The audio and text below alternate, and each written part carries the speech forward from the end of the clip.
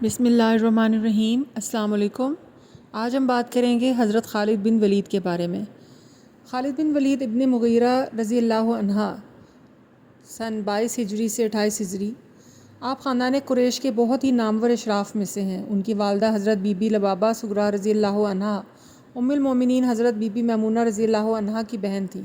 آپ بہادری اور فن سپاگری اور تدابیر جنگ کے اعتبار سے تمام صحابہ رضی اللہ عنہا میں ایک خصوصی امتیاز رکھتے ہیں۔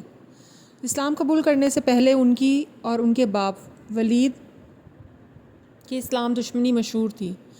جنگ بدر اور جنگ احد کی لڑائیوں میں یہ کفار کے ساتھ رہے اور ان سے مسلمانوں کو بہت زیادہ جانی نقصان پہنچا، مگر ناگہاں ان کے دل میں اسلام کی صداقت کا ایک ایسا آفتاب طلوع ہو گیا کہ سن 7 ہجری میں یہ خود بخود مکہ سے مدینہ جا کر دربار رسالت میں حاضر ہو گئے اور دامن اسلام میں آ گئے، اور یہ عہد کر لیا کہ اب زندگی بھر میری تلوار کفار سے لڑنے کے لیے بے نیام رہے گی۔ یہاں تک کہ 8 ہجری میں جنگ موتا میں جب حضرت زید بن حارثہ اور حضرت جعفر بن ابی طالب، حضرت عبداللہ بن رواحہ رضی اللہ عنہ تینوں سپہ سالاروں نے یکے بعد دیگر جام شہادت نوش کر لیا تو اسلامی فوج نے ان کو اپنا سپہ سالار منتخب کیا اور انہوں نے ایسی جاں بازی کے ساتھ جنگ کی کہ مسلمانوں کی فتح مبین ہو گئی۔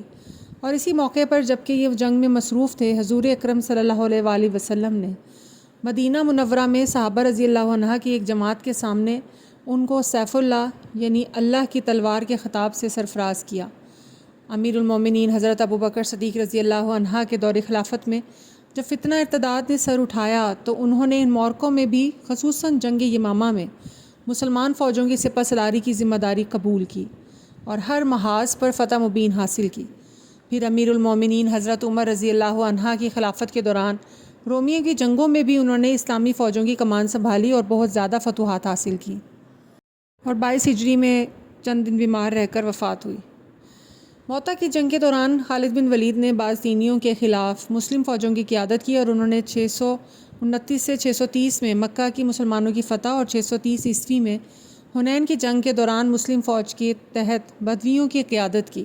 رسول اکرم صلی اللہ علیہ وآلہ وسلم کی وفات کے بعد خالد بن ولید کو نجد اور یمامہ میں مقرر کیا گیا تاکہ ان عرب قبائل کو دبایا جائے جو نوزائیدہ مسلم ریاست کے خلاف تھے۔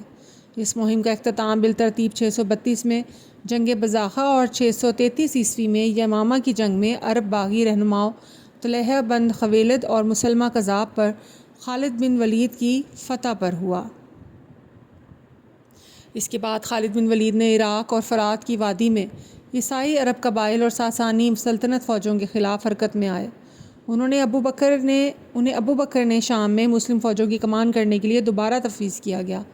جنگ جنادین 634 اور جنگ فحل جو 634 یا 635، محاصرہ دمشق 635-634 اور جنگ یرموک جو 636 میں خالد بن ولید کی قیادت میں بازنطینیوں کے خلاف فیصلہ کن فتوحات حاصل کیں، جس کے نتیجے میں راشدین فوج نے لیونٹ کا بیشتر حصہ فتح کر لیا۔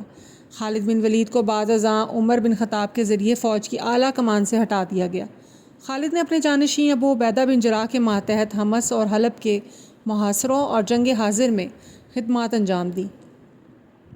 ان جنگوں میں شہنشاہ ہرقل کے ماتحت شام سے سامراجی بازنطینی فوجوں نے پسپائی اختیار کی۔ اس فتح کے بعد عمر بن خطاب نے خالد بن ولید کو 638 عیسوی میں جن کنسرین کی گورنری سے برطرف کر دیا اور ان کا انتقال مدینہ میں یا حمص میں 642 عیسوی میں ہوا۔